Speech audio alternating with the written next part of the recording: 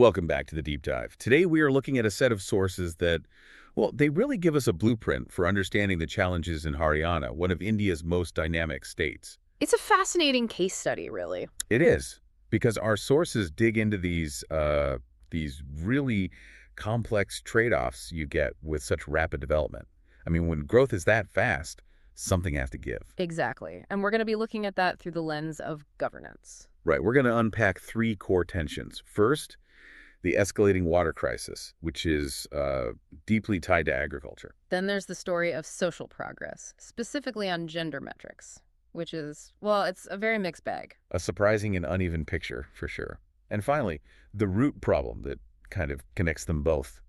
The simple capacity of the administration to get policy done, district by district. The implementation gap. The implementation gap. Okay, let's unpack this. So let's start where the pressure is most acute, which is water. It really is the defining challenge. Haryana is facing a multidimensional crisis. You have intense agricultural demand on one side. And then booming cities on the other. Exactly. And it's a textbook case of, development just outpacing the environment's ability to keep up. And the data our sources point to is, well, it's genuinely alarming. Nearly half of the state's villages are now classified as water-stressed. Half. That's an incredible number. It is. And to put a finer point on it, in many areas, the groundwater level has dropped beyond 30 meters. That's not a seasonal dip. That's the bank account being emptied. And that environmental crisis, it immediately translates into problems for people. I mean, you have major national programs like the Jal Jeevan mission. Which is supposed to guarantee water access, right? It is, but the implementation on the ground is just, it's not there yet. Our sources point to districts like Rohtak, where only about 57% of rural households are getting adequate, safe water. So for that other 43%, that means what? Waiting for tankers. Unreliable supply. All of it. Erratic supply, sometimes unsafe sources. It hits everything. Health, the local economy, just your basic quality of life. And while the cities are definitely a factor, the sources are clear that the main driver is agriculture. It's the core of the problem, absolutely. So let's talk about that. Our sources identify rice or paddy cultivation as the main culprit. Why? I mean, rice is a huge crop globally. What makes it so destructive for Haryana's water table specifically? It's just the sheer water intensity. Growing rice in that region requires flood irrigation. And that means you're just constantly drawing up massive amounts of groundwater. Which then forces farmers to just keep digging deeper and deeper. Deeper and deeper, which creates this really perverse economic cycle. The deeper you dig, the more it costs you for electricity, for drilling, for just keeping the pump running. So your costs are going up, and the resource you depend on is disappearing. Precisely. And what's fascinating here is that this whole cycle is often reinforced by government incentives, things like the minimum support price. The MSP. It's vital for farmer income, no question, but it often provides the most stability for these exact water-guzzling crops like paddy. So administratively, the state is caught in this classic policy trade-off, isn't it? Absolutely. You're balancing these really critical short-term goals like food security and export earnings against the inescapable reality of running out of water. You're basically subsidizing the depletion of a finite resource. That's the tension in a nutshell. And to get a handle on it, the administrative approach really has to be two-pronged. Okay, what's the first one? First, you need real, enforceable crop diversification policies.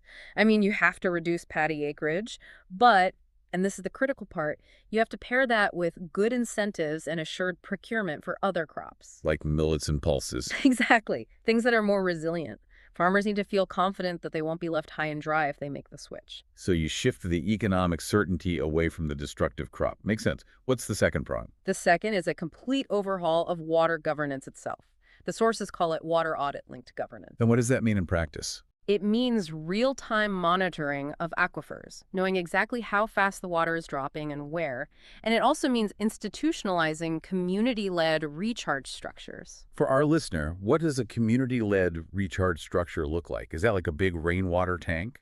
It's a bit more than that. It can be reviving village ponds, building small check dams, percolation pits, things that are managed locally. So they capture monsoon runoff. They capture the runoff and let it seep back into the ground naturally. And the crucial part of this governance model is that you have to integrate rural and urban water planning. You have to acknowledge that the city's tap is connected to the farmer's field. That's a powerful connection, recognizing it's all one system. But let's pivot a bit. because it's not just about physical resources. Our sources show a similarly complex and uh, uneven picture on social progress, specifically gender. Yes, and this is such a vital topic for Haryana, a state that historically has faced very serious criticism over its sex ratio at birth, the SRB. And there is some genuinely good news here. The state has seen some real, measurable success lately. Okay, give us the gimmers. The SRB reached 923 girls for every 1,000 boys in 2025.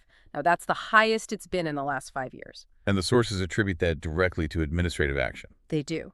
To strict enforcement against sex-selective practices and very targeted action under the Beti Bachao Beti Padhao scheme, it's proof that focused, top-down pressure can work, it can deliver results, and fast. Okay, here's where it gets really interesting for me, though. Yeah. Because that progress, that 923 number, it's not the whole story, is it? No, it's an average. And it hides a persistent gap. Right, the paradox. It is a paradox. Right. While the statewide figure looks good, the achievement is highly uneven.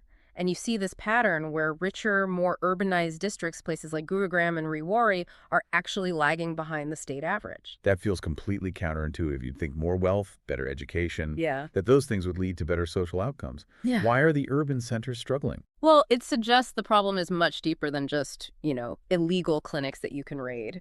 The initial success came from that kind of strict enforcement, quick wins. But raids alone, they can't transform deep-rooted social norms and gender bias. In wealthier areas where these practices might be more subtle, the challenge shifts from simple enforcement to a much more complex socio-normative battle. So what's the administrative shift needed then? It sounds like you have to move from just punishing to preventing. Precisely. The response has to go beyond crackdowns. It means empowering local groups, especially women's groups. It means integrating gender sensitization into schools, into community programs, making it a sustained part of life, not just a campaign. And I imagine the data is key here too. You can't manage what you don't measure. Exactly. Strengthening civil registration, getting reliable data, especially in these lagging pockets, is essential. It has to be a holistic approach. You need the legal enforcement, sure, but you have to combine it with this sustained, decentralized social change. Otherwise, the progress just vanishes the moment the central focus shifts somewhere else. It reverses almost immediately. That observation, that slackening enforcement leads to reversal. That brings us perfectly to our final theme, the issue of policy coherence and implementation capacity itself. It seems like all these mixed results, from water stress to uneven social progress, they all point back to this one thing. They do. It's the core administrative challenge that ties everything together. I mean, Haryana has strong policies on paper. It gets support from ambitious central government schemes. But the execution from one district to the next is just frustratingly uneven. Can you describe what that looks like in practice? How does that unevenness show up? Well, we saw it with the gender metrics. The sources noted some districts showed stagnant or even declining indicators, things like child survival rates, where local enforcement just slackened. The statewide policy was there, but the local action failed. So old biases just creep back in. They resurface almost immediately. It's a systemic failure to deliver the policy's promise consistently everywhere. It's like having a brilliant plan at headquarters, but then you have 20 different teams on the ground, and some are doing a great job and others not so much. That's a perfect analogy, and it points directly to the need for data-driven accountability, doesn't it? It has to. To stabilize things, to professionalize the implementation, you need a few key reforms. The first is just institutionalizing district-level dashboards. So everyone can see the numbers in real time. Real-time tracking of outcomes. You need an immediate, objective picture of what's failing, where it's failing, and who's responsible. Getting beyond the self-reported progress forms. Absolutely. The focus has to shift from measuring inputs, like how much money was spent, to measuring actual outcomes. Are the water levels stable? Did the sex ratio improve? And this also means you have to build bottom-up feedback loops so the reality on the ground can actually shape the policy at the top. That really captures the whole challenge. You're juggling economic growth and environmental protection, huge urban service demands, and these deep-seated farmer issues. And every single one of those depends on this underlying implementation capacity being rock solid. It's the ultimate constraint. If the state can't execute policies consistently across all its districts, then all those trade-offs we talked about, they'll always default to the easiest short-term path. Which is almost never the most sustainable or equitable one. Almost never. The ability to turn policy intention into reliable, on-the-ground reality. That's everything. So after this whole discussion, what does this all mean? I think our deep dive shows that Haryana is facing a kind of triple challenge, one that has to be tackled all at once. You've got the resource management crisis, the water scarcity, you've got the social change challenge, the uneven gender progress. Yeah. And underpinning both is this fundamental need to just strengthen policy execution through data-driven accountability. It's a really complex administrative ecosystem. It is. And if we look back at the biggest success we discussed, that jump in the sex ratio at birth to 923, it was explicitly tied to strict centralized enforcement. That top-down approach delivered quick, measurable wins. Right. So this raises a really important question for you, the listener, as you think about what makes for effective governance. Given that strict enforcement can deliver these immediate critical results, how should an administration balance that? How do you balance those powerful centralized mandates with the slower, messier, but necessary work of decentralized community-led change? Especially the districts that are lagging behind. Exactly. How do you get the speed of enforcement while also building the long-term institutional durability that comes from the community? Answering that is, I think, the real test for administrative success.